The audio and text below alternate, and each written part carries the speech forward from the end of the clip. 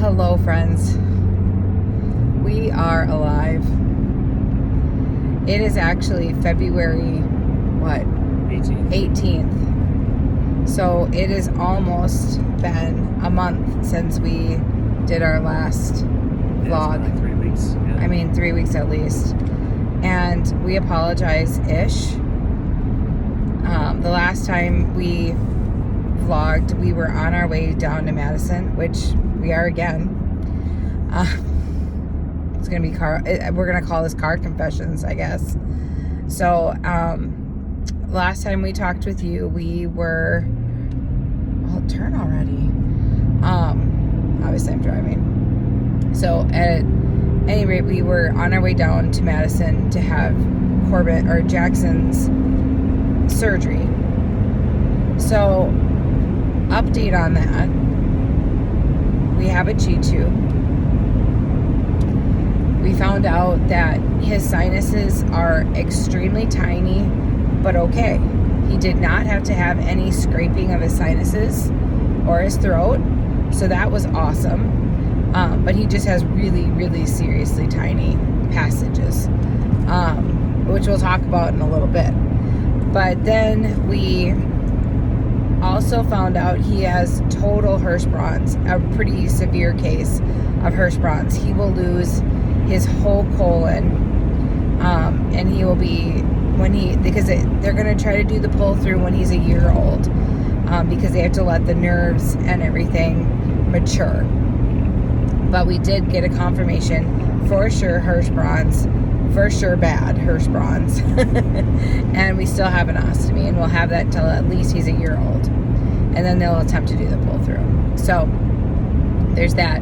Surprise during the surgery is he got ear tubes. He had a severe amount of fluid built up behind one of his ear canals, and so they did ear tubes, which we felt horrible about, because again, being a baby, you don't know what's going on with him. They can't tell you.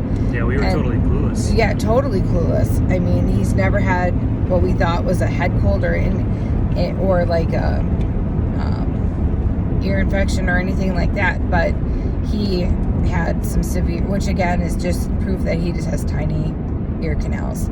So but now in retrospect, looking back on life, it kind of makes sense, because now we can actually lay him down and he doesn't scream and fuss, which again, if we really put our thinking caps on before, we would have probably done that. I guess we always knew it wasn't right, but he has so many other things going on.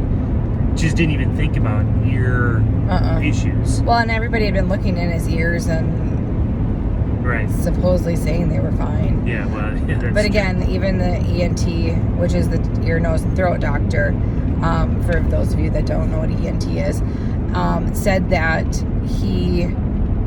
she's like, nobody could see down these. She's like, these are tinier than I've ever seen. So at any rate, he has ear tubes, and he's a happy camper with that. But we didn't vlog because he had a seriously hard recovery. Like it was like a recovery for about 2 weeks of just, he was throwing up everywhere. He was super uncomfortable. You touched his stomach and he screamed. You had to still sleep with him upright. Like, it was just, he wouldn't eat at all. Like, he would not eat by mouth at all. And so it was just a really, really, really tough recovery, which meant our whole family had to deal with this recovery. Then, kind of like a light switch, he was better. Yeah, it went from horrible to to the point where we were going to tell the surgeon, you broke our baby. Like, you totally broke him. And then we had his appointment down in Madison a little over a week ago. Yeah. Just for the follow-up surgery. Just for the follow-up surgery. And by then he was doing great. He was really doing great. He was starting to eat by bottle again. He was tolerating his feeds. And he was just doing good. He was just doing really, really good.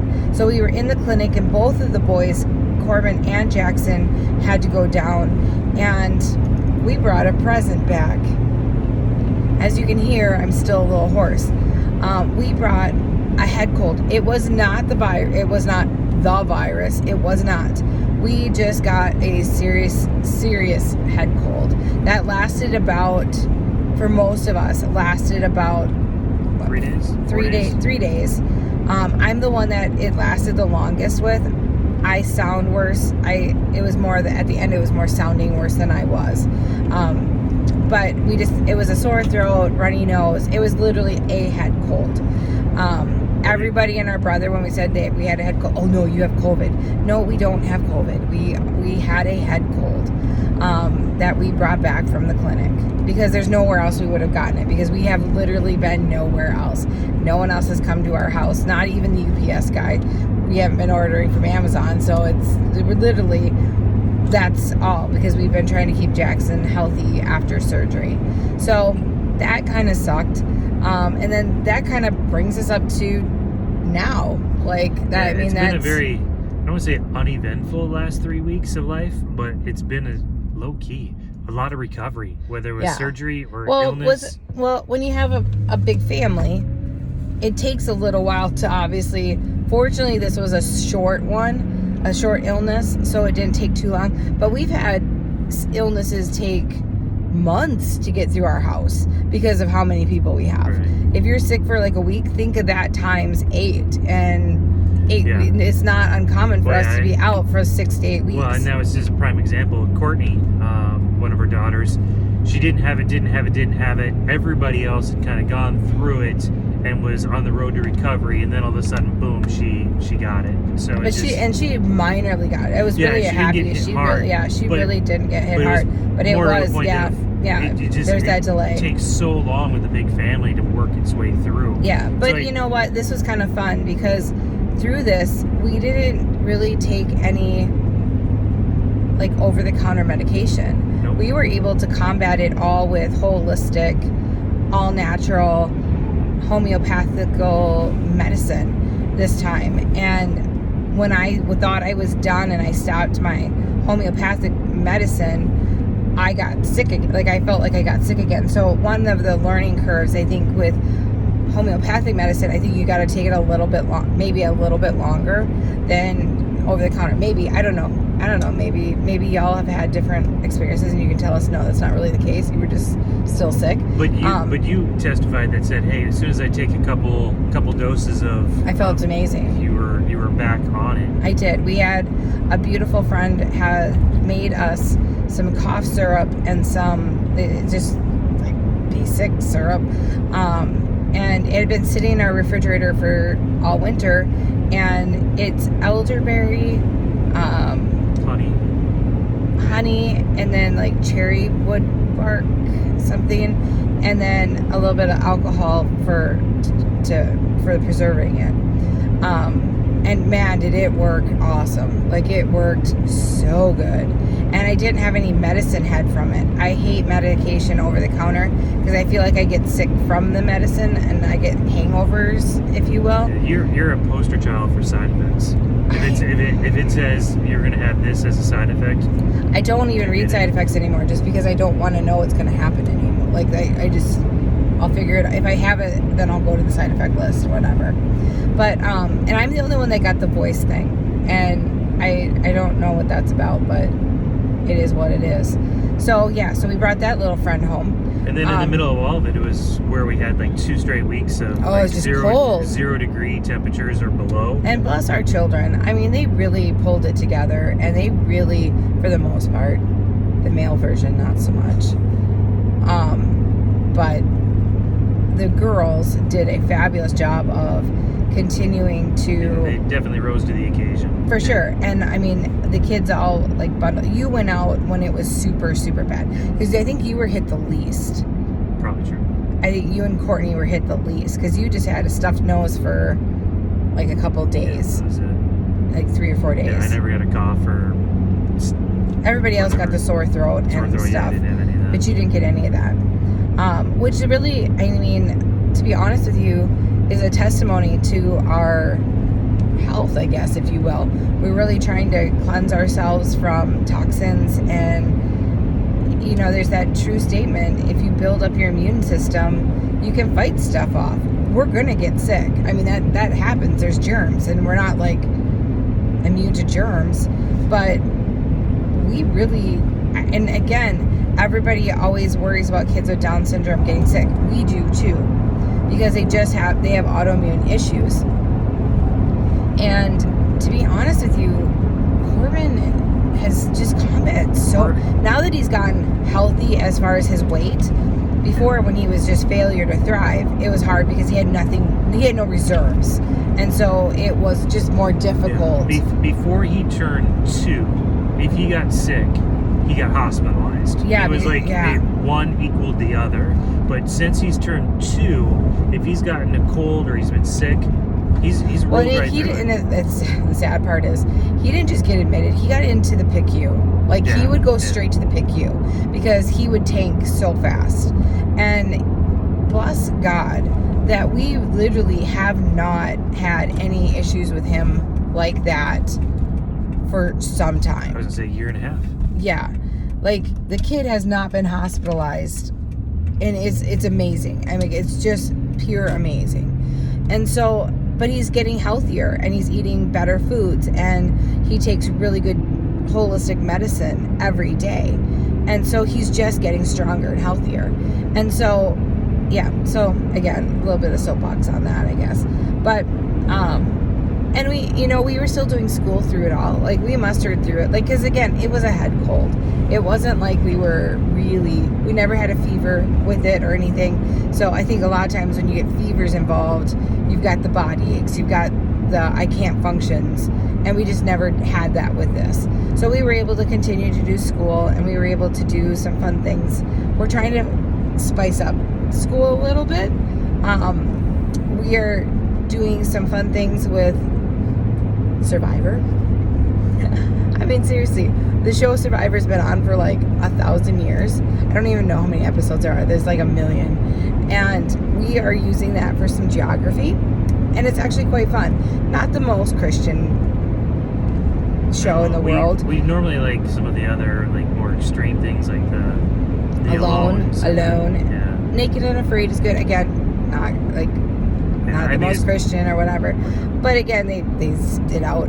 So, but again, I actually have just been impressed with, if you really listen to Survivor and just don't watch it for like the game show it is, they actually are really good at describing the areas that they're in and talking about the culture and talking about that kind of stuff. So we're kind of building out that, which just makes it kind of fun for the kids. I mean, we're trying to have some fun while we've been sick. And you actually found a really, really good history documentary. Yeah. The Story of Us. Yeah, The Story of Us. Yeah. And that's on Prime. If you type in A Story of Us, it actually is really, and our older girls are watching it with, I've been watching it with them. You watched it before. Right. And because I had told you history can be hard to understand sometimes because you're just reading about it, but to see it, I think makes it a little more come alive, if you will. Yeah, in today's world, a lot of people are obviously forced into schooling their children at home, whether by choice or not. We've always homeschooled, and we've always kind of traditionally we've preferred the path of starting at the beginning of time and kind of working in well, I'll say it differently. We both struggled in school, in public school, because we both went to public school, of not grasping the timelines. Yeah. Because in public school settings, you can talk about the Egyptians to the Romans to... Well, and a lot of schools start with U.S. history. Yeah. You're thrown into like the middle of the history. Bottom line is you can never comprehend like things that were happening at the same time on different parts of the world, or what came first, what came after. It was just a disaster. So we've more or less gone with a progressive, start at creation and kind of move forward. But we've been with the election here recently and a lot of things, we've just been having a lot of discussion about our country. and we decided we wanted to jump into more of like what's U.S. history look like. So we actually are using that as a separate. We're doing two histories. Yeah, and so at any rate, this what is it about? The Story of Us. The Story of Us. Thank you. It's a fantastically or done. Our Story. Yeah, that's what it is. Story of Us. It's a fantastically done documentary. It's like 12, 13, hour long episodes, and it just brings it from the settlers to modern times. And what I like about it too, it's not all just white history. They have a lot of African American stuff in it, highlighting some of the important people there, some of the Indians, and I mean they really are the Native Americans that you're seeing kind of all perspectives. Of course, it's more white dominant. I'm not gonna. Yeah, I mean it is, but it does a good. It's just the girls have just said it's really good because it clips. Like you kind of have to stay on top of it. You can't like zone out because before you know. And they're talking about like what's happening in the world too, like the Industrial Revolution. They didn't just like talk about it. They talked about the biggest fire of New York and what actually set precedence to a lot of the fire code stuff. And so they talked about how did we get our time zones, and like, so again, it's just really well done. Yeah, it is. And I'm really liking it. But most importantly for us, it spurred amazing conversations afterwards. You watch it, you learn stuff, and that's great. But most importantly, it's turned into hours worth of conversations. Well, and it's because we're doing a lot of other things. I mean, we're watching the government, or we're reading Government from Rebecca. We decided that was something, again, election year. Our girls are older. The next time voting comes around, our daughters are going to be voting. So we've really been digging into our government. And for us, it's important to have a Christian perspective and to have the truth of the government, not necessarily what is being taught in the schools. And so we'll just leave it at that. We also been following Kirk Cameron's 100-day campfire revival, whatever. I liked it going strong at the beginning. I thought it was really good. I'm not. At the end of the day, I like what he's doing. I think he's doing a great thing. I can't wait to be able to get the book that he's working on, because he's coming from it as a Christian. What were we founded on, and what were we, like, our forefathers? What did they? Oh my! I'm sorry. We just became like 10 miles per hour. I hate it when people pull out in front of you and they know you're there and they're just gonna do this to make you mad. Yeah, they're going 20 miles under the speed limit. Right. At any rate, I like what he's doing. I think it's an important message. I'm just kind of losing interest because he's kind of saying the same things over and over again. And yeah, again, and he kind of threw me off by trying to sell stuff during it. Like that was just kind of tacky in my world. But at any rate, so we've been following that. So if you wanted to follow that, that's kind of a cool thing too. He's going to do it for 100 days. Again, I could regurgitate everything he says like every time we start this. It's the president has his first 100 days in the White House. Well, he's having the first 100 days as a Christian. Take back our government. Well, more of a get your faith back aligned. Start with your family. Get things. I finally got the passing zone. Get things aligned within your family. Do a lot of praying and know that God's ultimately in control. And despite whether or not you agree or not with the president and his executive orders and the direction he's trying to lead this country, know that at the end, nothing truly happens without God's involvement or overseeing. God will overseeing. carry us I think through overseeing is a good word. I don't believe the whole, because people will then start saying that God said we have free choice and free will, and man has clearly messed up this planet. It's not God that messed it up; it's man. But God oversees everything, and if you have enough faith that God will persevere with you because you're a faithful servant of God, regardless of the circumstances, you're good. Yeah, I like that. Yeah, that was good. Yep. Kudos, my husband. Kudos. So that's kind of what we've been to. Like I said, like Jeff said, it's been really low key. But yet I feel like we've gotten a lot done. It just wasn't really appropriate timing for our family to be videoing. We respect our children and their voice, and it just wasn't a time for us to be. You will find that for us, our family comes first. Our family comes first. And as much as I would love for y'all to be flies on walls and see what it really truly is, sometimes it doesn't make sense for our family, and we will always pick putting our family first, I guess is what I can say. So hopefully we are past that. Today we are actually headed down, like I said, down to Madison.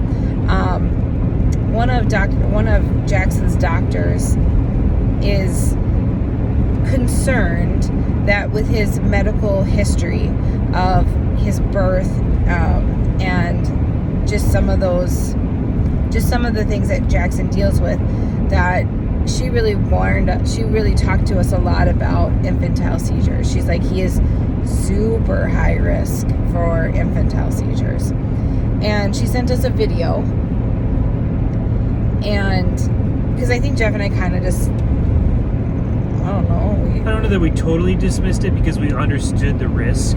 For sure. But I don't think either of us looked at it and said, or pre-watching of the video said, I think he's really got things going on. But then we saw the video. Then we watched the video, which was both informative, but more importantly, it showed real live versions of infants that were having seizures. And we both kind of looked at each other and said,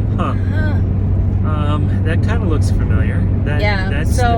So after talking with, her name is Dr. Stanley, we said, well, now that you had us watch that, we think it's in his best interest to be evaluated. And we talked with a neurologist, because again, Jaxson sees a neurosurgeon for his brain or his ventricles that are enlarged. But it's like they're different. I mean, the neurologist is different than the surgeon, kind of like your cardiologist is different than your heart surgeon. They both are very knowledgeable about each other's, but not necessarily look out for the other person's thing.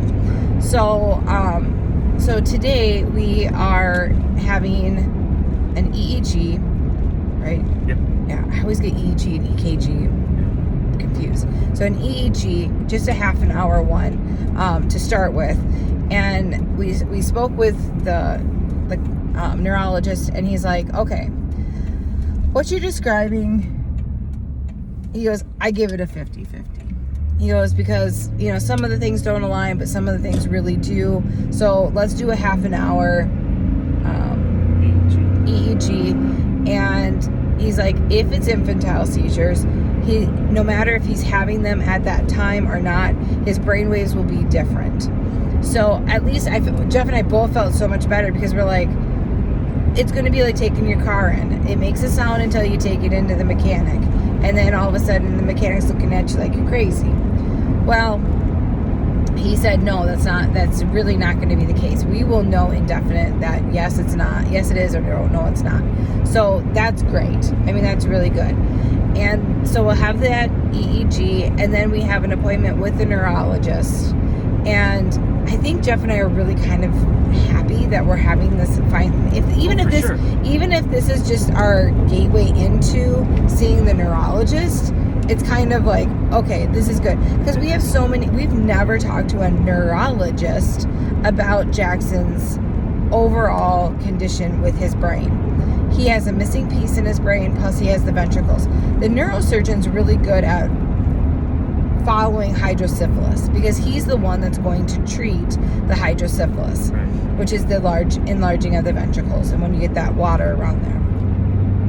But he's not very clear when I ask him questions about other things. He's just like, no. So I'm kind of excited. It's like our cardiologist. She says, what is she always says that she doesn't get excited. I don't get excited. I don't get excited if it's not dramatic and like a big. Which we love. We like her to not be excited to see us. So we are going down for that, and so we're super excited. But I think more so, we're excited for Tuesday. Next Tuesday. Yes. Because our sweet little boy, Jaxson Henry, he has got some funkiness going on with his eyes and has since the day he was born. But everybody kept saying, it'll go away. It'll go away. It'll go away. It'll go away. It ain't going away. And it's gotten worse. The kid's eyeballs will just kind of... They're all over the place. They are all over the place. And he really doesn't focus until you are like right there with him. And oh my goodness, will he look adorable if he needs glasses. He is going to look so dang cute. He's cute no matter what.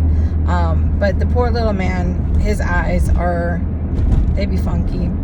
And so Tuesday, we have an appointment. And I just don't even know. I still am just like dumbfounded on this. The lady is like making the appointment. She's like, it's gonna be 2 to 3 hours. 2 to 3 hours to look at his eyes. To look at this baby's eyes. I don't even know, because Corbin had his eyes checked. It's again very common with kids with Down syndrome to have eye issues. Very, very common. And so Corbin did, and man, they just like held this block up to his eye. Oh, he's fine. So I don't know what they're gonna do with Jaxson for 2 to 3 hours, but what you gonna do? I just say okay, all right. So we are going down on Tuesday for that, and Jeff and I have already said if they come back and say, oh, his eyes are fine, we're gonna be like, no, they ain't. Second opinion, please. Because they're not. They're just not normal. Well, they're not between neurology. I don't want to say normal. That's not right. Between neurology and ophthalmology, somebody's going to give us an answer why his eyes. Why do you think neurology would do that? I don't know. It's all connected. If that's what's causing his seizures, man, he's having a constant seizure 24/7. Maybe I'm trying to force a connection, but somebody's going to come up with an answer here. So that's what's up with the Rushkas right now. It has been. But we are alive. We are starting to feel healthy. Again, was not COVID. I know people are going to say, what, did you get tested? Do you know that for sure? No. But it was a head cold. We were sick for all of 3 days, and people that get COVID. And I know there's different extremes. I get it. I get it, because everybody was like, well, we know somebody that just got a sore throat. Well, if it was, we survived, and we're good. We survived without any intervention, any need for interventions or anything. So holistic. Yeah. Holistic. We ate really well. Like, I made sure we ate really well. We were doing bone broth soups, and I mean, I know we normally do, but I mean, I was pulling out the stops of no little sugar. You know, we were trying to do super healthy eating, so that we just stayed healthy, or got healthy. I don't know if you saw the article that I posted recently that saw that there was a study of a correlation of the more processed food you eat, the likelihood of your cancer diagnosis later in life goes up. Like, there's a direct correlation. Shocker, right? But again, we always put quality food at the forefront of our lives. Well, because we're on doing all the processed foods our parents gave us. Right. Yeah, we're that generation. Yeah. But I don't fault them. They didn't know any better, but we do. And do you really think? Yeah, that's another day's conversation. Yeah, I mean, we could go on and on about what's going, Bill Gates stuff. I mean, I could go on and on. So again, if you like the man, that's fine. It's a free country. I like my computer. You should really stick to that, don't you think? I'm not interested in being a farmer, but that's another day's conversation. So clearly we've stayed up. Or vaccines. Stop. Another conversation. Another conversation. We're going to get kicked off YouTube before we even start. I think y'all got the gist when we talk about holistic things. You know, we'll do that. Yeah. So, at any rate, so we're alive. We're good. Sorry that, you know, we kind of talked up the fact we were going to keep you involved with. We did film a little bit, but it wasn't worth putting up, and it wasn't enough to put up. Yeah, but I still have a backlog of things that I still want to get put up there. But we did take our coffee. We did enjoy our coffee. Our nurses thought we were really cool that we brought our own coffee machine. They loved walking into our room going, oh, it smells like coffee and deliciousness in here. So we did use that. It did come in handy. But we only stayed one night. We were only there one. I should have said that. We were actually only in the hospital one night. Now, if we would have stayed that other night, which the doctor gave us the option, we would have been in there for another week. We would have been, because he started minute we got home, started puking, and they would not have let us go home with him puking. But we got through it, and we figured it out. Like, while he was not doing well, we figured it out. We did. We were able, because again, we had turned down his volume, we had to do a whole bunch of things, but we didn't have a doctor help us with that. We figured it all out on our own. Critical thinking skills, people. Well, and it also has to do with the fact we already have a 2B baby. There is that. Well, experience matters, but critical thinking skills. There's too many people in this world that are completely dependent on others telling them what to do because they can't actually think for themselves. Problem solving. Isn't he sexy when he talks? Is he not sexy when he talks? It speaks the truth, though. Right. Speak it, brother. Speak it. It's so true. It is true. It is true. There's too many people that are absolutely dependent on others, and we'll leave it at that. We'll leave it at that. We're not them.